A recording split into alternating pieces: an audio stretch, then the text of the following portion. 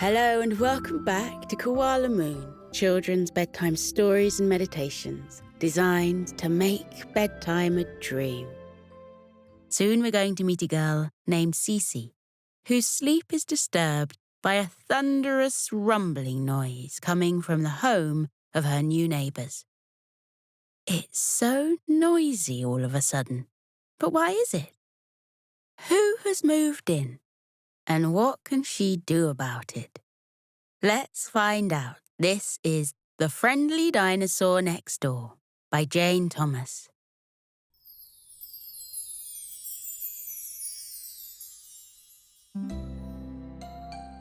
Cece came home from school one day to see an enormous moving truck outside the house next door. The Bartholomew Trouts were moving out, heading away to a new home that was closer to Mrs. Bartholomew Trout's office and Mr. Bartholomew Trout's favourite fishing spot. They had been very nice neighbours, smiling and saying hello and that sort of thing, and very quiet neighbours. So Cece had never been kept awake at night by loud music playing, or anything as annoying as that. But they hadn't exactly been exciting either. Still, reflected Cece at 3 o'clock in the morning a few days later, the Bartholomew Trouts were definitely preferable to whatever had moved in next door. Every day started with the gentlest roar, and every day ended with a rumbling snore. She had tried burying her head beneath the blankets the first night, but that didn't block out the noise of the snore that rattled the windows and made the owls hoot in alarm. So the next night, she went beneath the blanket and pressed a pillow to her ears. But that didn't work either. She still felt the snore in the very centre of her stomach, and sometimes her bed would shake so hard it wiggled away from the wall and would be halfway across the bedroom by morning. So then Cece had tried getting beneath the blanket and adding a pillow and encouraging the cat, Jinx, to sleep on top of the pillow. But still, the snore came through the wall, and in the morning, still the roaring yawn reached through the layers and seemed to shake her very soul. Cece was so tired in school that she kept falling asleep, her head dropping down until her chin rested on her chest. And Mrs. Posseltrump would stand in front of Cece's desk and cough loudly until she woke up. And after the second day, when the coughing didn't wake Cece, Mrs. Posseltrump took to banging a book on her desk. And on the third day, when neither the coughing nor the book banging could wake Cece, Mrs. Posseltrump gave up entirely and instead carried the sleeping girl to the pile of beanbags in the corner of the room and settled her down with a blanket. It wasn't until the weekend arrived and Cece was at home all day that she finally met the cause of the snore that rolled from the belly of the house next door. Cece was sitting in the garden in a deck chair, idly counting fat, fuzzy bumblebees to help her fall asleep, when over the top of the fence popped the head of a dinosaur. "Hello," the head said, and Cece rubbed her eyes and shook her head and looked again, just to check it really was a dinosaur. Another head popped up alongside the first, a dinosaur that wore bright red lipstick and sported a sparkling necklace. That head said, "Hello," too, and a tiny hand reached up and waved. Cece didn't like to be rude to the new neighbours, but she was fairly sure she must be imagining the whole thing. She was so ridiculously tired that she turned her head away, stared resolutely at a bumblebee, and ignored everything that was happening over near the fence. Had she looked, she would have seen the two heads turn to each other, two sets of sloping dinosaur shoulders shrug, and then the heads disappear from view. Then she heard the sound of a lawnmower starting up. The lawnmower was nothing compared to the sound of the rumbling, tumbling snore that Cece had to listen to all night long, and she was soon fast asleep in her deck chair, dreaming of lounging in a rosebud with a big, fuzzy bumblebee letting her use its soft belly as a pillow. She woke up to hear her mother rushing around, setting the picnic table in the garden with tea things, and telling Cece to hurry up and wash her face because the new neighbours were coming round. Cece's mother brought out plates piled high with sandwiches and cakes and biscuits, and her best teapot that she reserved for important guests, and soon had Cece's father grumbling as he was sent into the garage to find the extra cushions for the outdoor seats. Cece was all ready to mention how silly it was that she'd imagined two dinosaur heads poking up above the fence, when there they were, in the back garden, shaking hands with her parents and following them to the table. They were both green, with long tails and long noses. The first one was slightly larger than the second, and he wore a blue waistcoat, the colour of the midnight sky. She clasped a handbag in the shape of a seashell in one hand and nervously turned the necklace around and around her neck with the other. And behind them both trotted a third dinosaur, so small in comparison to his parents that Cece hadn't seen him. He was wearing a baseball cap and carrying a skateboard, and when he saw Cece staring mouth open from the deck chair, he gave her a quick grin and a thumbs up, before practically diving into the nearest plate of sandwiches. Jinx the cat wandered out of the house to find a sunny spot for an afternoon nap, took one look at the three green visitors, and dived back inside. "Come here, Cece, come on. Meet the new neighbours," her mother called.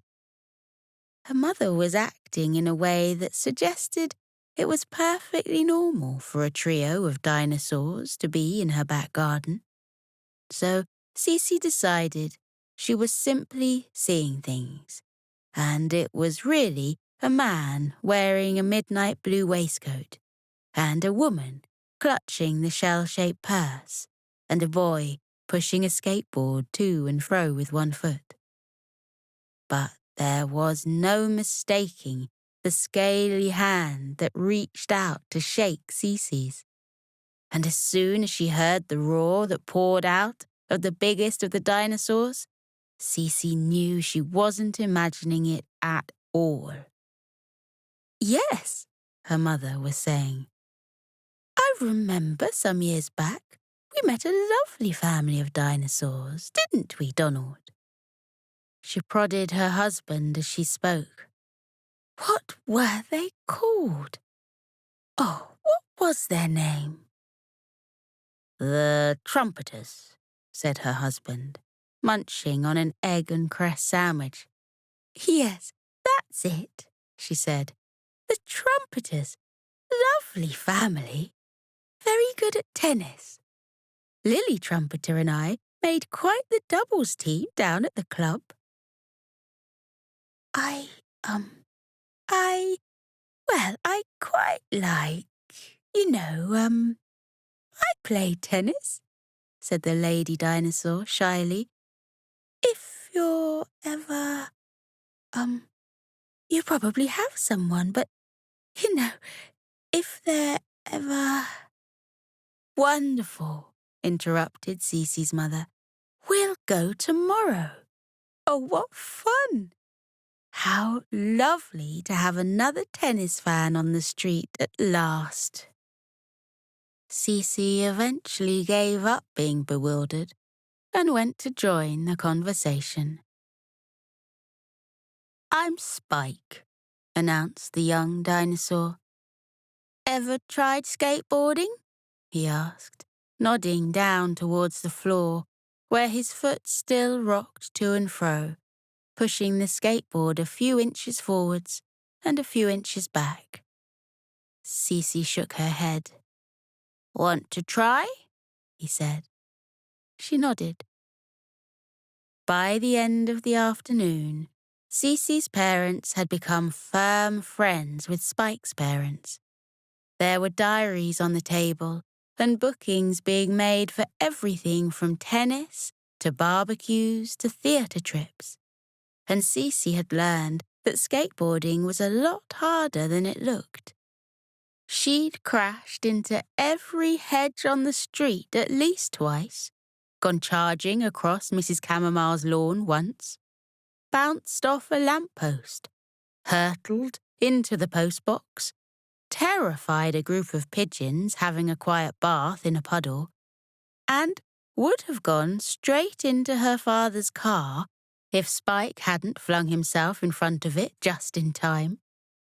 So instead, Cece had bounced off his big green stomach and landed on her backside in the street, and the two of them had rolled about laughing, Spike letting out almighty roars with every judder of his ribs. Just as the day was drawing to an end, with all the neighbours closing curtains and cats returning from their daytime explorations to a freshly filled food bowl, the three dinosaurs started to say goodbye. "Oh!" boomed Patricia. That was Spike's mother, and she'd quite overcome her shyness by this time. "I forgot to say, I am so sorry if we keep you awake.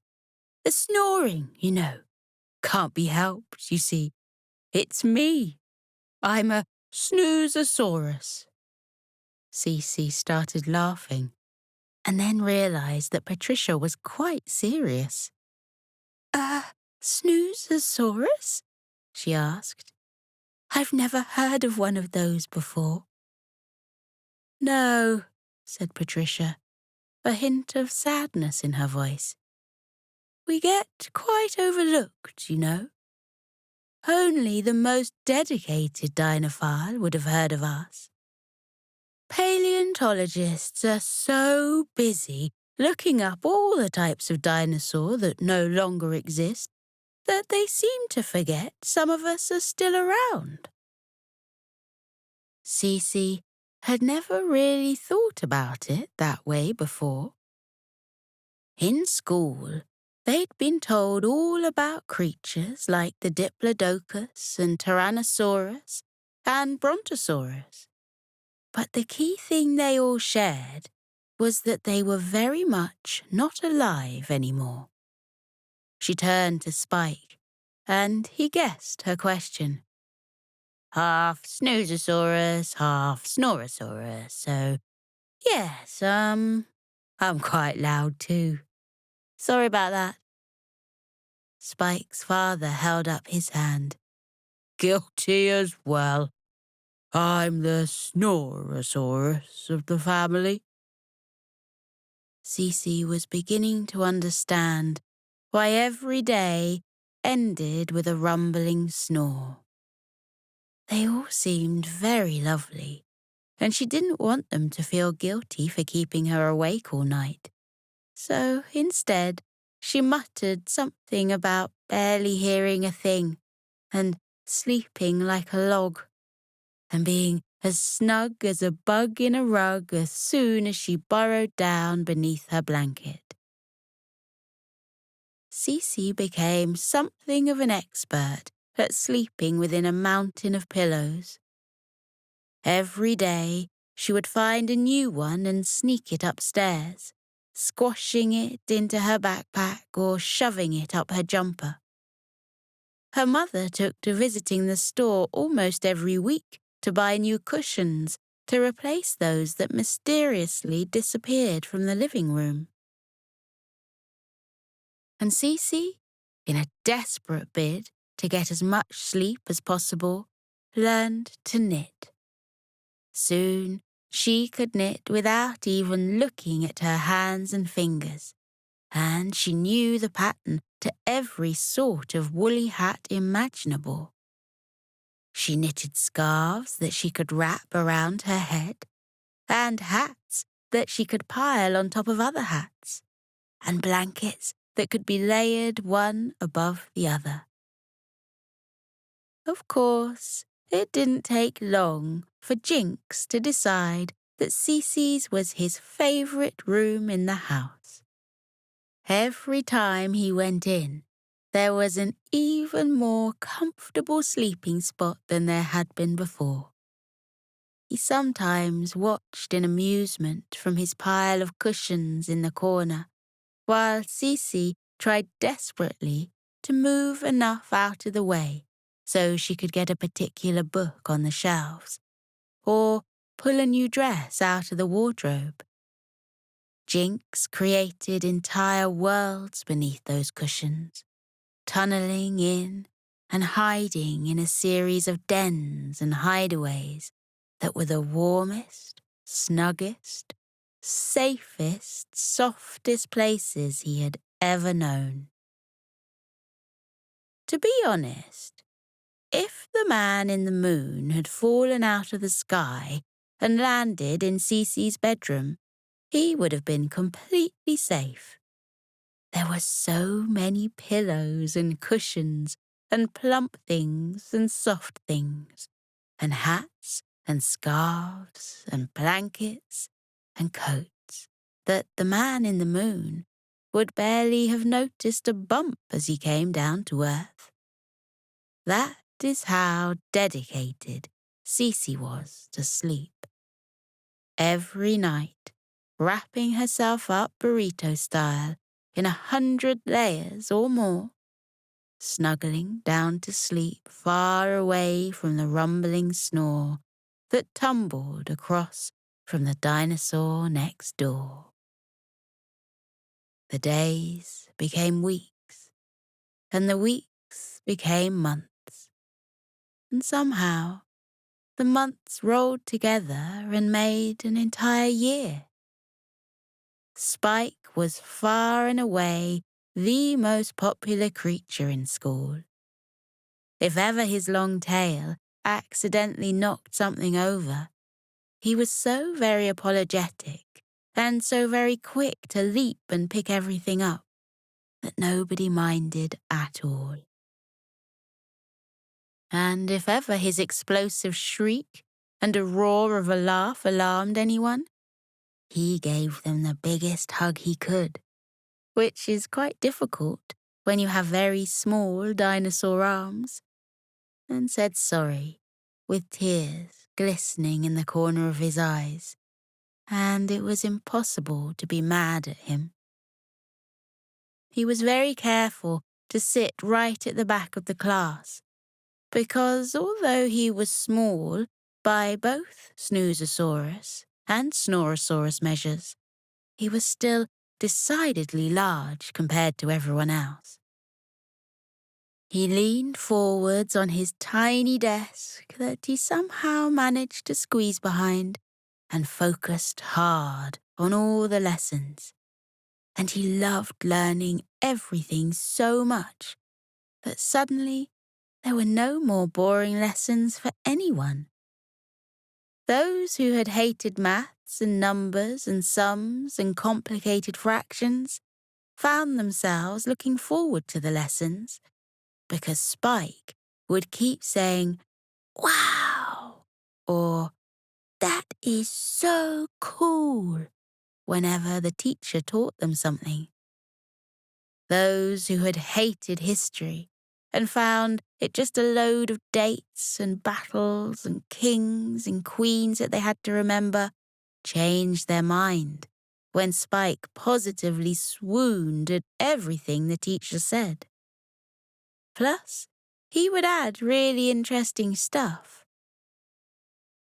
"Mrs. Postlethump," he would say, reaching his small dinosaur arm up to the ceiling as well as he could.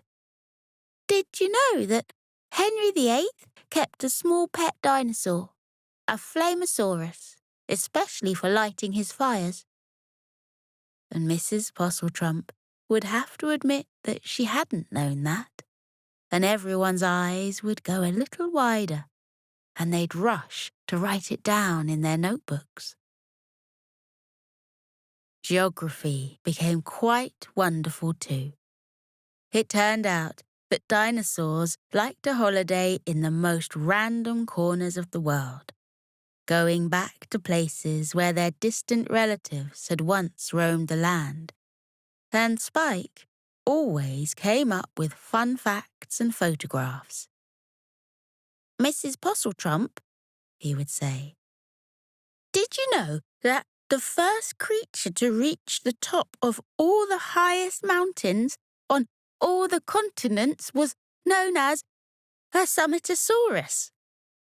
And Mrs. Postlethump would have to admit that no, she didn't know that at all. And Spike would take out pictures of a friendly Summitosaurus he had just met last summer. He kept reminding everyone that just because they hadn't heard of something didn't mean it didn't exist. He explained it to Cece one evening as they walked back from the skateboard park. "You see, there are things we know, right?" She nodded. "And there's things we know we don't know, like, you know rockets have been to the moon, but you also know you don't know how to make a rocket." Cece nodded again. "But there's also things that we don't know we don't know." Cece's head hurt. "No, you've lost me," she said. Spike tried to work out how he could explain it better. Then he had an idea. He popped Cece onto the front of the skateboard, and he stood on the back, just as they had done 1,000 times before, and he scooted them swiftly towards the library. As they tried to go in, the librarian, a particularly grumpy-looking grizzly bear, who had extra grizzle about her that day, pointed at the skateboard and waggled a finger. "No," she mouthed. Spike rested it alongside the umbrella stand and the coat hooks and went back in, holding out his hands to the librarian to show they were empty. She reluctantly opened the barrier for him to join Cece, who was standing, waiting for him. He led her all the way through the library, pointing to the left and right so she could see all the shelves of books.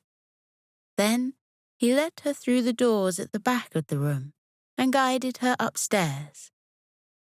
It was the first time she'd left the first floor of the library, and she realized she'd never really thought about what was up here.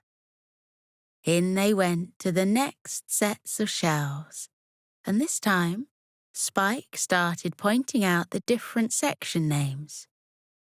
"Philosophy," she read, and wondered what that could be about. "Psychology," she saw, and scratched her head. A couple of penguins stood whispering under a sign that said, "Sociology." Cece giggled as she saw a section called Kidology, and muttered to Spike that studying children seemed like an odd thing to do. "It means the study of lying," he said, and her eyes widened. How were there hundreds of books all about lying? A goat sat in a wingback chair in one corner, stroking his long beard with one hoof and turning the pages of a book with another. "Pogonology," Cece read, and she raised an eyebrow at Spike. "The study of beards," he whispered. She found sections for the study of clouds and sections for the study of circles, areas filled with books all about the study of rainbows, and others bursting with books all about the study of stars. Everywhere she turned, there were more and more books, and Cece, who had until that moment thought she was quite a smart person, suddenly started to realize that she really knew very little indeed.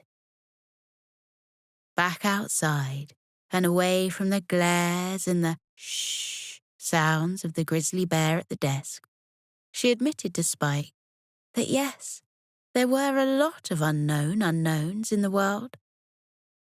"Of course," she had to add, "you're living proof, aren't you?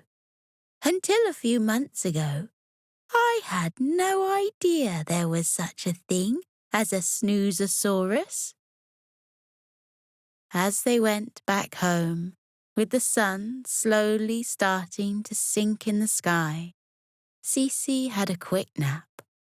Spike held her close, making sure that his snoozing, sleeping, slumbering friend didn't slip from the skateboard for a moment. She said goodbye to him on the doorstep of her house, giving him their standard high five, low five, behind five routine that ended with a wiggle and a jiggle. Cece went into her room and looked at the mountain of cushions and blankets and pillows she'd amassed over the last year. They filled her bedroom almost to the ceiling. Hearing her come in, Jinx made his way out from the nest he had made and wound himself slowly around her legs, purring softly. She lifted him up and held him close, his head resting on her shoulder as she climbed across the cushions and pulled the curtain shut. Jinx stayed in place as she went to the bathroom and cleaned her teeth, the cat snuggling in closer and giving out soft little snores. Cece was just thinking how lovely a gentle snore could be when she heard the first rumbles from next door. The snores rumbled and tumbled their way through the wall, and Cece could almost see Spike and his mother and his father all tucked up safely in their beds and snoring contentedly to themselves, just as the snoozosaurus and the snorosaurus should. For the first time, she smiled to hear the snores. They were the friendliest, loveliest, kindest creatures she had ever met. They were smart and funny, and they shared and gave, and were always the first to offer help or ideas or support or friendship. Hearing them so happily asleep, their snores pouring out into the night, she couldn't be annoyed. And for the first time, the snores were something of a lullaby. Cece didn't balance pillows on her head or coax Jinx to cover her ears, and she didn't hide beneath the blanket. Instead, she climbed into bed and settled down just as she always had, before the dinosaurs had moved in next door, and she matched her breathing to the rumbles that she heard. In the silences, she breathed in, and with the rumbles, she breathed out. Gently in and gently out. Jinx lay on her stomach and rose and fell in time with Cece's breathing. And Jinx, too, found himself breathing in during the silences and out with the rumbles, gently in and gently out. That night, Cece had the best sleep she had for an entire year. She had finally learned to live with the rhythms of the world, accepting that there were some things she would never be able to change, and that instead she would have to learn to live with them. She dreamed of walking through a library where owls brought books to her from the highest shelves, floating down to her with widespread wings and books resting in baskets that hung from their feet. Then the end wall of the library disappeared, and there were masses of soft white clouds leading out into a sky of midnight blue. And Cece was on Spike's skateboard, and she was going from cloud to cloud, the wind making her hair wave back and forth as it streamed behind her. And she was passing the stars, so close she could almost touch them. And she looked behind to see a trail of silver where she had travelled on the skateboard. And then Spike was there with her, skating alongside her as they swept through the sky, one small green dinosaur with spines that rippled and eyes that danced. And the glorious, wonderful, extra special roar came from the dinosaur who lived just next door.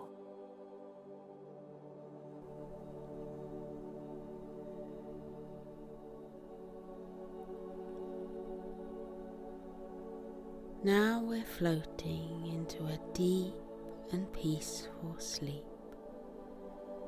Feel how your muscles are relaxing. Your arms are heavy and your legs are too, as they loosen and release any tension remaining from the day. Feel how you let your body fall into the cozy warmth of your bed. Close your eyes. Let your eyelids be heavy. Breathe deeply. Breathe in and out. Breathe in and out as you continue to breathe deeply, and as you keep feeling how your body becomes soft and heavy with sleep. Let your mind drift away. That is the wonderful secret about sleep. While your body rests, lying heavily in your bed, your mind is set free, like a bird taking flight from a branch and flying up and up and up into the air. Feel how your mind loosens now, like a balloon that has been untied from a fence, and floats up and up and up like a bird. Up and up and up it floats towards the sky until it reaches up into the clouds. Imagine that you have risen up high above the world and your head has poked up through the clouds. Then spread out all around you in the silvery moonlight, white fluffy clouds that look like cotton wool or marshmallows. They look so soft and squishy you can lie back on them and roll around in them. Try it now. Lie back in the soft cradle of the clouds. Feel how they swirl and wrap around your body, holding you gently in the world of sleep. Clouds come in all shapes and sizes. Some are big and fluffy, some are slender wisps. Some look like puffy mushrooms, and others look like paintbrush strokes that have been left on the dark sky. Let your body relax. Let your mind relax too. Let your mind float off into sleep. You are peaceful. You are safe. You are being held in the cozy warmth of sleep.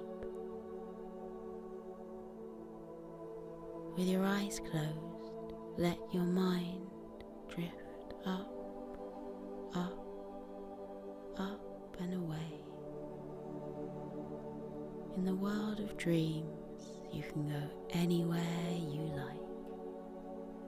You can float on blue oceans with ripples and tufts of waves.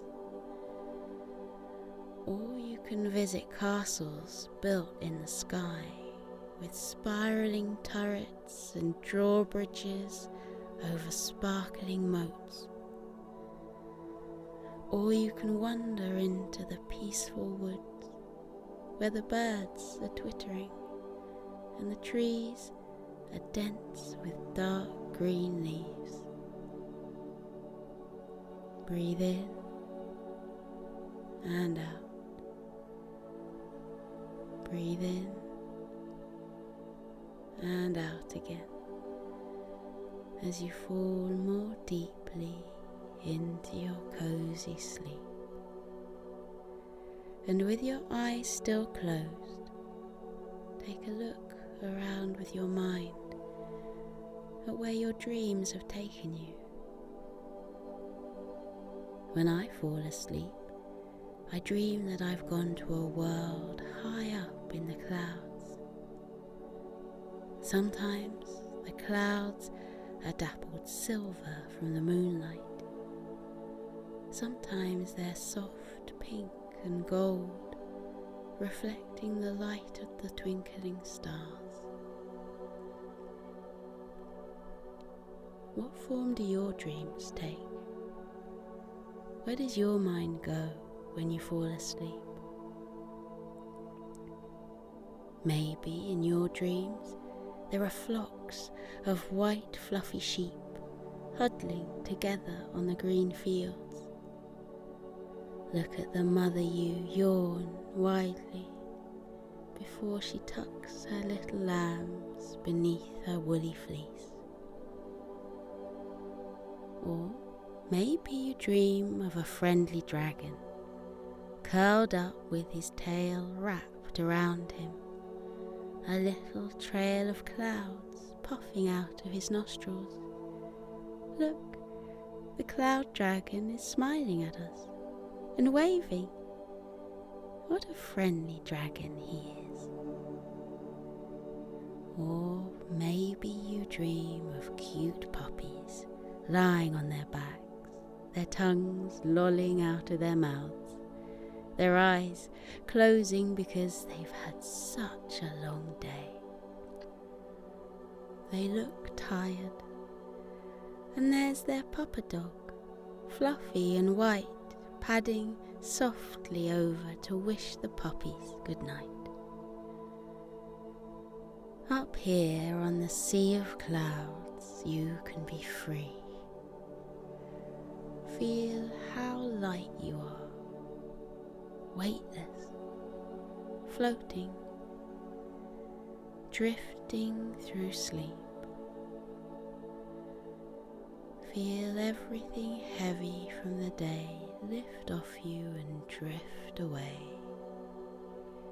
taken away by currents until they disappear over the bank of clouds. Any worries you have been having, watch them float away. Anything that has been weighing on your mind during the daytime, now you can let them go and watch them drift away. Your worries are not you. You are not your worries. You can let them go. Watch them float away. Now you are light as air. You are as gentle as starlight. You are as soft as the clouds. Up in the sleepy sky, everything is weightless and peaceful. The clouds stretch out like a sea of tranquility. Close your eyes and feel the clouds wrap around you. Feel them bearing your body gently into the land of sleep. Feel your eyes close. Feel them rest heavily as your body relaxes into sleep. Feel your mind lighten. Feel it loosen and drift away, light as a feather, soft as the clouds. Breathe in and out. Breathe in